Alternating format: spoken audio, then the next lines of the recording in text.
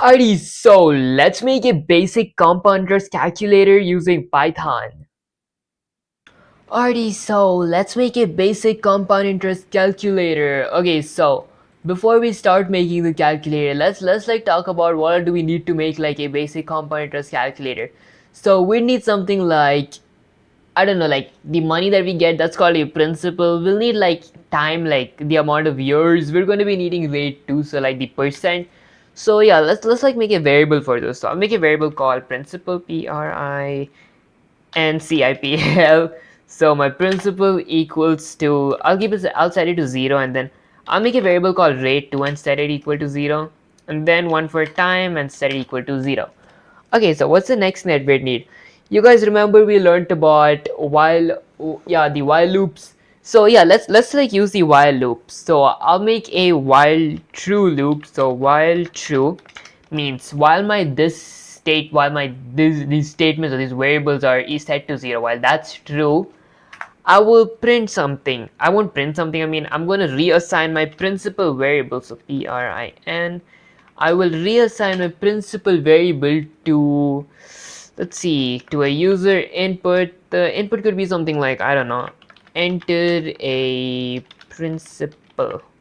So enter a principal. My bad. Okay, and I'll keep a dollar sign for it to look good, and then I will typecast my user input to a float. Why float and not like an integer? Because well, an integer is basically a whole number. I prefer using floats when it comes to like money, because we gotta count cents too, right? For all you know, the principal could be like $1,200 and like 50 cents. Okay, yeah, so that's that. Now, what if the user typed something that's less than 0? Let's make an if statement. So if my principal, not print, my principal, okay, so if my principal is less than 0, I will print something. Let's print something like, I don't know, your principal, PRINCIPL, your principal can be less than 0 with a full stop. Okay, and I will make an else clause too, else break. So what does this whole code say? So it says while true, while my principal is set to 0, I will reassign my principal variable to be equal to the input enter a principal, and I will typecast my user input to a float. Why did I typecast it? Well, because whenever a user input is by default considered to be a string, so I'm going to typecast it to a floating point number. And then I make an if statement, because what if my principal is like less than 0? You can't be saying that my principal is like negative $1,200, right? So I'll make an if statement that's going to say if my principal is less than 0, I will print your principal can be less than 0. Else I will break. If my principal is not less than 0, I will register my principal, like I will replace the 0 with whatever principal they type here, and I will break. Break is basically stopping the loop.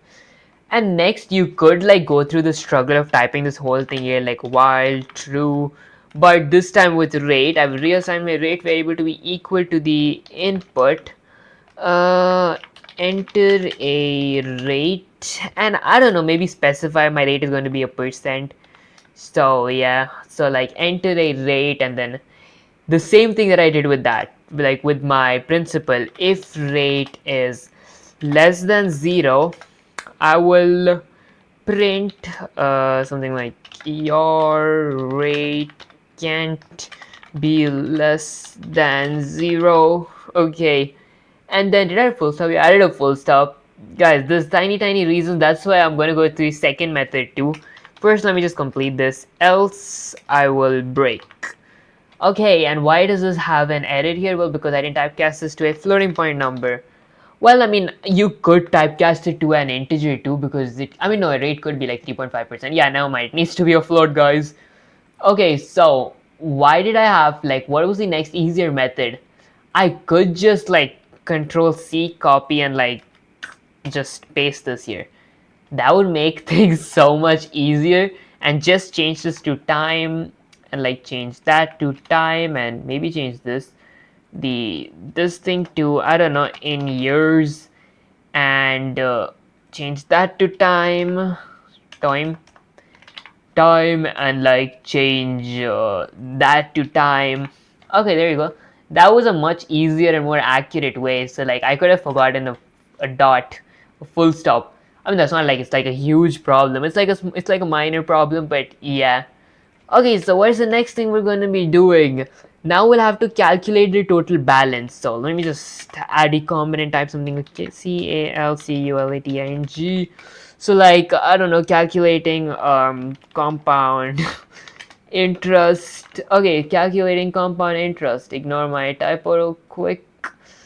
Um, okay, calculating compound interest. I can make a bunch of spaces and like zoom in a little. Okay, there you go. So how are we going to calculate a compound interest? I will make a variable called balance global. No, I will make a variable called balance and set it equal to the formula, the compound interest formula. So what is the compound interest formula? It is like the formula is A equals to P bracket 1 plus rate divided by 100 to the power of time. Yeah, you think I'm a nerd? Nah, I just copied that from my phone.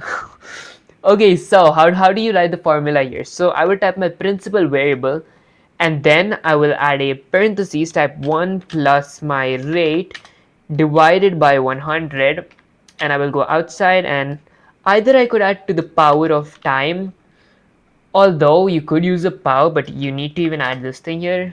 This thing, it does work too, although you guys remember we learned the built-in math function stuff. I could go ahead and use the pow function, both the pow function and the but here I just got out of this thing. Yeah, so this is basically the same. So the pow function is like to the power, it's like exponents.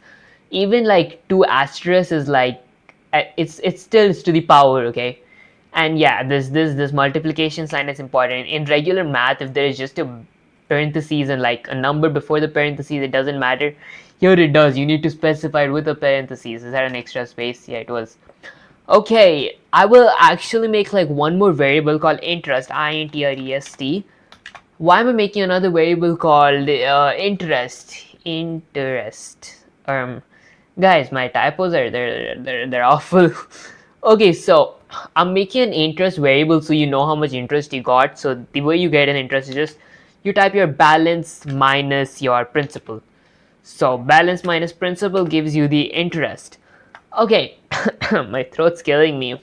Alright, so let's add a few print statements. So first I will make a print statement, and I don't make it like a decorative stuff. So like 1 2 3 4, and then your balance, another 4 dashes, and then I will go and make another print statement, not caps. I'll make like another print. This actually let me make like an f string. So I will first say them how much interest they got. So I'm gonna like write my variable compound, compound. So I'm gonna say them how much compound interest you got. So the compound interest, interest.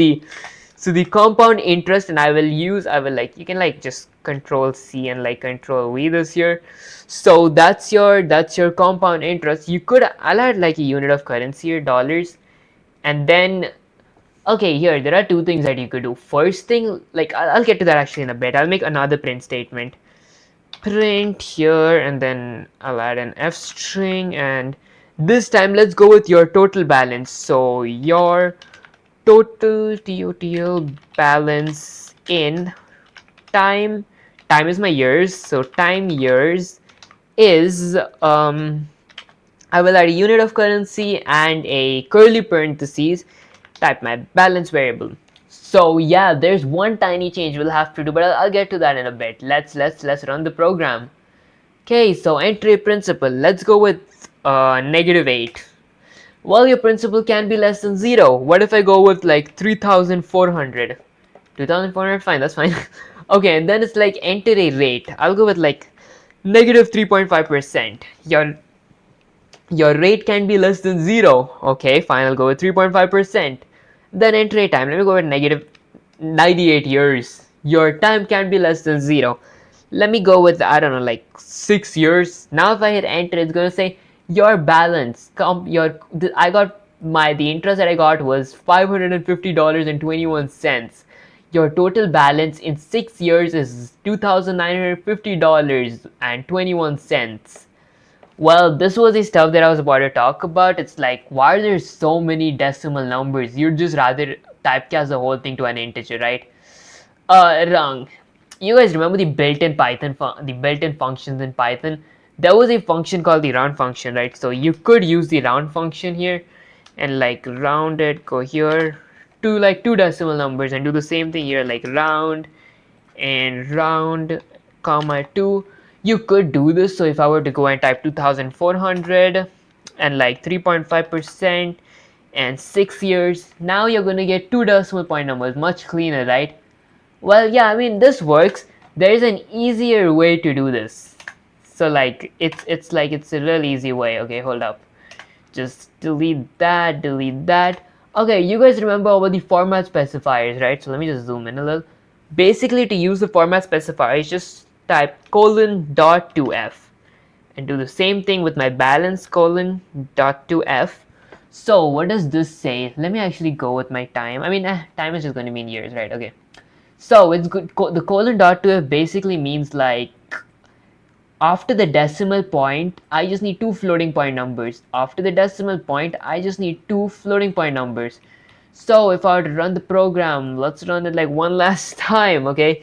Let's go with something like $5,600 and like 5% or like 5.1% interest, not 51, 5.1% interest and like, I don't know, 13 years. If I were to hit enter, huh, string module 35. Hmm. Let's try it again. So 3,400 and then 5.1%, 13 years.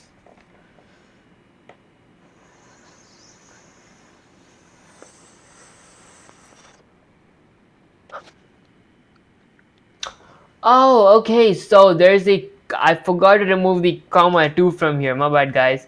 Okay, so now let's run the program. So 3,850. I don't know. Let's keep a stuff like that and like 3.1%. Actually, let's go with 5.1% and 13 years. Now, if I run the command, it's going to say the compound interest that we got was $3,500.15. My total balance in 13 years is 7,350. Yeah, that's like a basic mistake, guys. So be real careful when you're like deleting your stuff up. So like, I left my rounds comma 2. That's why that was a mistake. But well, that's basically it for the compound interest calculator. Okay, so if you guys enjoyed this video, don't forget to like, share, subscribe. Liking helps with my algorithm. Sharing is like, you could help others with this video too. And subscribing is like a cherry on top. I'll catch you guys on the next video. Peace.